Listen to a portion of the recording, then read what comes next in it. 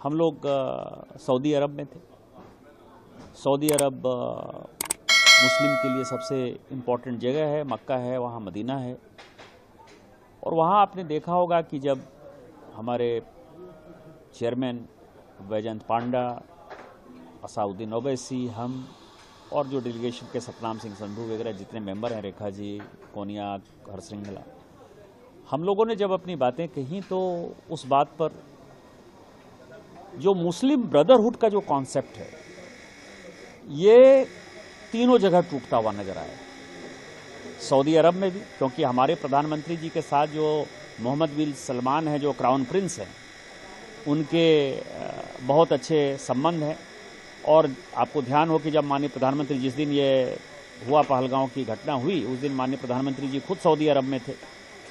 तो वो एक टेंशन दिखाई दिया कि सऊदी अरब के यात्रा को, प्रधानमंत्री के या रिलेशन को डिरेल करने के लिए पाकिस्तान ने ये आतंकवादी घटना की। वो मानता है कि पाकिस्तान आतंकवाद को बढ़ाता है। ओसामा बिन लादेन जैसे लोग जो है, जो यूएस का पार्टनर है सऊदी अरब, वो वहाँ मौजूद था। तो इन तीनों मुस्लिम कंट्री में, ओआईसी के कंट्री हैं या एफएटीएफ में, इन दोनों जगह जो है एक तरह से आश्वासन मिला कि हम आपके साथ हैं। और इस यात्रा में जो एक बड़ी बात आई कि जो मिसकंसेप्शन था वो, कि फिलिस्तीन के बारे में हम क्या कर रहे हैं, इजराइल के बारे में क्या कर रहे हैं, मुस्लिम की वहाँ की स्थिति क्या थी। तो जब ओवैसी इन चीज़ों को कहते थे कि हम 25 करोड़ मुस्लिम हैं और पाकिस्तान से ज़्यादा मुस्लिम हमारे यहाँ हैं, हमारे यहाँ, हमारे देश में जो है समस्याएं हो सकती हैं, कि कौन सा ऐसा घर है जहाँ की छोटी मोटी समस्या नहीं होती है, हिंदू हिंदू में समस्या नहीं है क्या। लेकिन जो हमारा डेलीगेशन था वो चूंकि हिंदू, मुस्लिम, सिख, ईसाई, बुद्धिस्ट पांचों का था, तो ये सबों को आश्चर्य लग रहा था कि हम पांचों एक साथ हैं, पांचों एक ही तरह की बातें कर रहे हैं। पूरे डेलीगेशन के मेंबर्स ने भी जो है, कोई ऐसा समय नहीं हुआ, आपने देखा होगा पिछले 10 दिन में, कि डेलीगेशन के किसी मेंबर ने एक दूसरे को काटने का प्रयास किया। सब ने एक दूसरे को सपोर्ट करने का प्रयास किया और सब मन से भारत के लिए आए थे। तो चाहे सऊदी अरब का सवाल हो, चाहे कुवैत का सवाल हो, चाहे बहरीन का सवाल हो, इन तीनों में हम लोगों को एक तरह से बड़ी मीटिंग दी। सभी जगह उप प्रधानमंत्री जी से मिले हम, सभी जगह आपने देखा होगा कि सऊदी अरब में भी जो वहाँ के फॉरेन मिनिस्टर हैं जुबैर, जो कि पूरे गाइड करते हैं, जो थिंक टैंक है फॉरेन मिनिस्ट्री का, जो डिफेंस मिनिस्ट्री का थिंक टैंक है, उन सबों के बात हुई। बहरीन में और कुवैत में तो उप प्रधानमंत्री जी से मीटिंग हुई। तो ये चारों देश के यात्रा के बाद हम कह सकते हैं कि माननीय प्रधानमंत्री जी ने जिस मिशन के साथ इस डेलीगेशन को भेजा था, उस डेलीगेशन ने एक बड़ा काम किया। 4-5 चीज़ें जो है हमने क्लैरिटी दे दी। एक, जहाँ तक फिलिस्तीन का सवाल है, हम 2 नेशन थ्योरी में बिलीव करते हैं। हमास के हम समर्थक नहीं हैं, आतंकवाद के हम विरोधी हैं, लेकिन हम फिलिस्तीनी जनता के साथ हैं। इसीलिए वो कंसेप्शन हमने ख़त्म किया। दूसरा, हमारे यहाँ मुसलमानों की स्थिति अन्य देशों के मुकाबले, इवन और भी जो अपने आप को सेकुलर देश कहते हैं, उसके मुकाबले हमारे यहाँ मुसलमानों को ज़्यादा अधिकार है।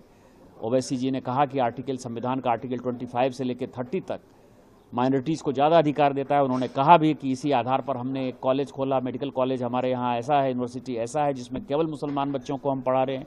ये और भी किसी देश में इस तरह की स्थिति नहीं है। तो उस मिसकंसेप्शन को ख़त्म किया।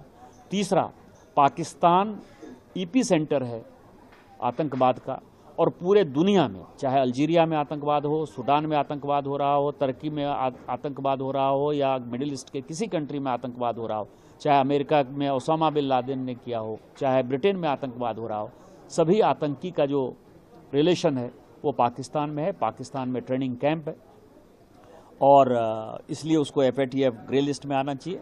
और फाइनली जो कंक्लूज़न हुआ, उस कंक्लूज़न के आधार पर हम ये कह सकते हैं कि जो मिसकंसेप्शन हम लोगों ने ख़त्म किया, उसमें पाकिस्तान की स्थिति खराब होगी। हम लोगों ने अपनी बातें कही स्पष्टता के साथ कि हमारे प्रधानमंत्री जी ने जो कहा है कि अब हमने जो है न्यू नॉर्मल बदल दिया है। यदि पाकिस्तान गलती करेगा, यदि वो कोई आतंकवादी घटना करेगा, तो हम आतंकी में और पाकिस्तान की मिलिट्री में कोई फ़र्क नहीं करेंगे, हम उसके ऊपर अटैक करेंगे। और चूंकि वो भिखमंगे की तरह पूरे दुनिया में घूम रहा है, जो पैसा दे रहे हैं लोग, हमने ये भी समझा दिया कि जिस तरह के माहौल है, ट्रेड डेफिसिट है, बैलेंस ऑफ पेमेंट है, उसका फॉरेक्स रिजर्व कुछ नहीं है, लोगों को रोटी नहीं दे पा रहा है, तो एक तो आर्थिक आधार पर वो कमज़ोर होकर टूट जाएगा, और दूसरा, यदि उसने आतंकवादी घटना हमारे यहाँ की, तो न्यू नॉर्मल में हम टिट फॉर टैट उसके ऊपर अटैक करेंगे। और इस बार जब अटैक करेंगे तो पाकिस्तान तहस नहस हो जाएगा, बर्बाद हो जाएगा, पाकिस्तान नाम का कोई देश नहीं बचेगा। इसीलिए हमने आप सबों से रिक्वेस्ट किया है, चारों देशों को हमने कहा कि आपसे रिक्वेस्ट किया है कि आपसे जब कभी भी पाकिस्तान की बात हो तो आप कहिए कि टेरर का बंद करिए, आप आतंकवादी घटना बंद करिए, नहीं तो हम आपको न सहयोग कर पाएंगे न बचा पाएंगे। और जो देश, चाहे वो वर्ल्ड बैंक पैसा दे रहा हो, चाहे IMF पैसा दे रहा हो, चाहे वो चाइना पैसा दे रहा हो, चाहे सऊदी अरब पैसा दे रहा हो, कोई भी पैसा दे रहा हो, चाहे अजरबैजान पैसा दे रहा हो, हमने ये भी बता दिया कि इतने वर्षों में 28 बार वो वर्ल्ड बैंक और IMF ने पैसा दिया है, US ने पैसा दिया है, US ने उसको F-16 भी दिया है, लेकिन वो सब नाली में जा रहा है, वो सब मिलिट्री के करप्शन में जा रहा है। वहाँ की जनता भूखी और नंगी है। हमने जो है अपने देश को इतना आगे। अगर आप ये वीडियो YouTube पर देख रहे हैं तो हमारे चैनल को सब्सक्राइब कर बेल आइकन दबाएं, और Facebook पर देख रहे हैं तो हमारे पेज को लाइक करें।